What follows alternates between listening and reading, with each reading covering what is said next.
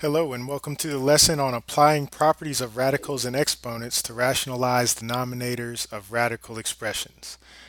Now that is a lot of words to say, but what we're going to do is take our list of properties that we've learned and kind of go through an exercise and seeing how they relate and applying all of these different properties in a manner that will help us get more familiar with them, a little more comfortable with them, and we will see how we can view different things in different ways. And in this case, we're interested in radicals and rational exponents, and we're going to use this to rationalize radical expressions to simplify them. All right, that's a lot. Let's kind of make it a little more concrete with some examples. So our goal here is to simplify. We want to simplify this radical expression. And this is a radical expression because it contains a radical. There it is.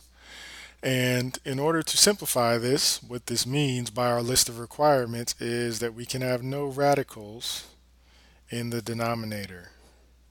That's not allowed because we say that if there's a radical in the denominator, then it's not simplified. So we need to somehow rewrite this number in an equivalent form without changing its value and eliminating this radical. And we can absolutely do that. So the first thing we're going to do is get the prime factorization of 9, the number underneath our radical. So I'm going to have 2 divided by the cube root of 3 times 3. Now 3 times 3 is in fact 9, and just recall that a prime number is a number that's divisible by 1 and itself, okay? That it's an integer only divisible by 1 and itself. And each integer, such as 9, can be rewritten as the product of its prime factorization. So that's all I did with that step, and we'll just list that really quick. That's prime factorization. Okay, so the next thing I'm going to do is I'm going to rewrite the denominator as the cube root of 3 times the cube root of 3. Okay, and this is dividing 2. All right, now what allows me to do that is our product rule. We call this the product rule of radicals. Okay, that says that if I have a product underneath the radical, I can rewrite it as the product of radicals.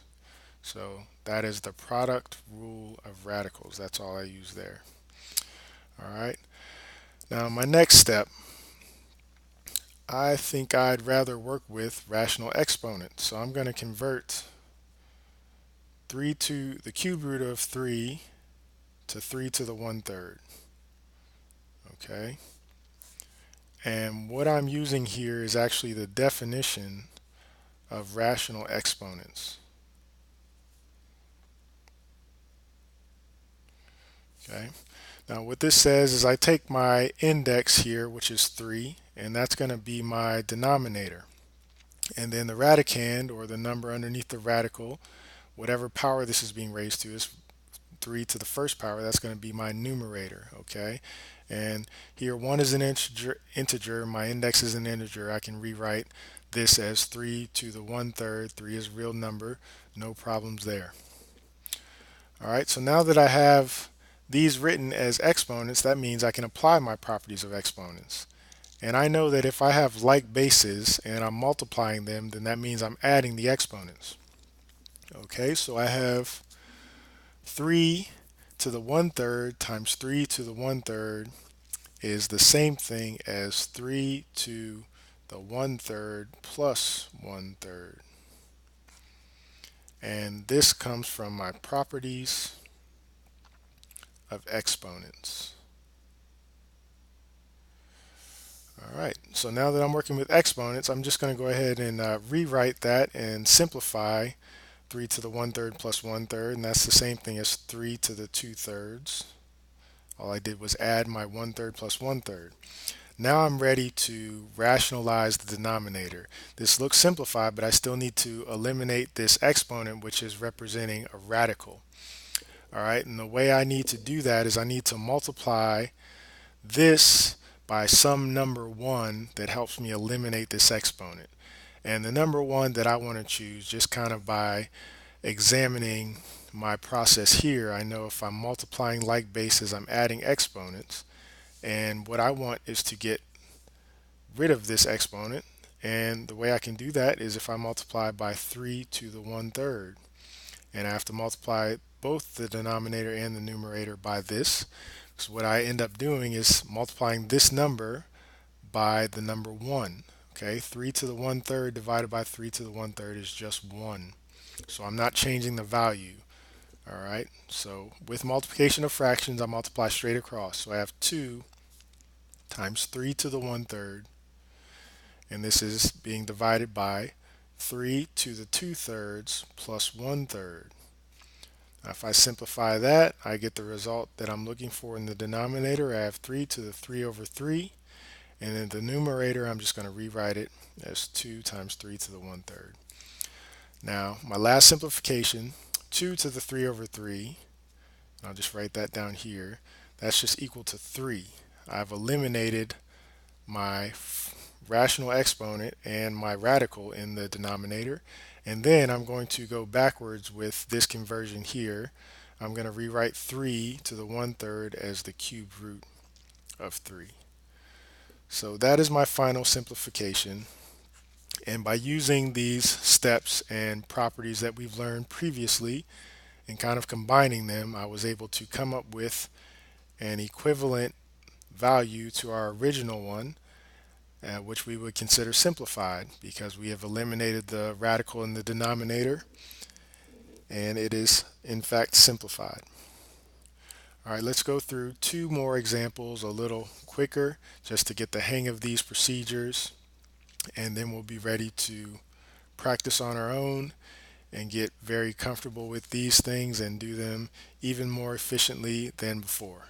Okay, so our next example, we have 8 divided by 3 times the cube or the square root of 18. So just like before, I'm just going to get my prime factorization of 18. And I know that's 2 times 9. 18 is 2 times 9. And we just factored 9 previously, and we said that its prime factorization was 3 times 3. So I can rewrite 18 as the product of 2 times 3 times 3. And that is the prime factorization of the number 18. So using my product rule, I can rewrite this as 8 divided by 3 times the square root of 2. And instead of rewriting this as the square root of 3 times the square root of 3, I'm just going to rewrite it as the square root of 3 squared. Okay, I can do that. And I just chose to do that so that I'll see in my next step when I convert my radicals to rational exponents. 3 times 2 to the 1/2 times 3 to the 2 over 2. Okay, now 3 to the 2 over 2, that's just going to give me 3. And then 3 times 3 will give me 9. And then that will be multiplied by 2 to the 1/2. And that's dividing 8. Now, just to kind of check here, we know that the square root of 3 squared is just 3 because square rooting and squaring are inverse operations, so they cancel with each other. And that's consistent with our definition of rational exponents because 2 over 2 is 1 and 3 to the first power is in fact 3. All right, so this is what we get. Now we still need to clear the denominator of this rational exponent, which represents a radical. So let's just rewrite this. 8 divided by 9 times 2 to the 1/2. Now in order to do that, I'm going to use the same process before by multiplying the top and bottom by the number 1, but I'm going to choose my number 1 to be 2 to the 1/2 power. Okay, now what this allows me to do after I rewrite the numerator is to see that in the denominator 2 to the 1/2 times 2 to the 1/2 as before is the same thing as 2 to the 1/2 plus 1/2. So I have 8 times 2 to the 1/2 divided by 9 times 2 to the 2 over 2. Now 2 to the 2 over 2 is just 2. So this is 9 times 2. And then I have 8 times 2 to the 1 half. Now I'll notice that 8 and 2 have a common factor of 2. So that means if I factor out a 2 from the top and cancel it with this 2 on the bottom, factor out a 2 and cancel it, I'll be left with 4. So this is equal to 4, and then I'm going to reconvert back to a radical. From 2 to the 1 half is the same thing as the square root of 2, and then what I'm left in my denominator is 9. So this is my final simplification. So if I just rewrite that over here, I have 4 times the square root of 2 divided by 9 is equivalent to 8 divided by 3 times the square root of 18. All right, now let's look at our last example, and we're going to go through this in the same manner. We're going to get our prime factorization of 32, and for this one we're going to use our factor tree. So we know 32 is the same thing as 2 times 16. 16 is the same thing as 2 times 9, 2 times 8. Okay, and then 8 is 2 times 4. 4 is 2 times 2. Okay, so what I have is the prime factorization of 32, which is actually 2 to the 5th. Okay, but I'm just going to rewrite that as 2 divided by the cube root of 2 times 2 times 2 times 2 times 2. 5 2's, that's 2 to the 5th. All right, now I'll notice that I actually have 2 cubed underneath this radical, or a set of 3 2's. And I know if I have 3 things and I take the cubed root of 2 cubed, I'm just going to be left with 2. All right, so using my product rule and recognizing this at the same time, I'm going to have 2, and then I'm left with the cube root of 2 times the cube root of 2. All right, so I had 3 2's, and I removed here. And then I have 1 cube root of 2 times the second cube root of 2 by my product rule. And that's how I get this denominator. This is dividing 2. All right, so just like before, if I rewrite my my radicals as rational exponents, I have 2 to the 1/3 times 2 to the 1/3. Okay, and that's equal to 2 divided by 2, and they're going to cancel. I see that. And then I'm going to have 2 to the 1/3 plus 1/3, which leaves me with 1 over 2 to the 2/3. Now, just like before, what can I multiply numerator and denominator by to clear this rational exponent, which is representing a radical?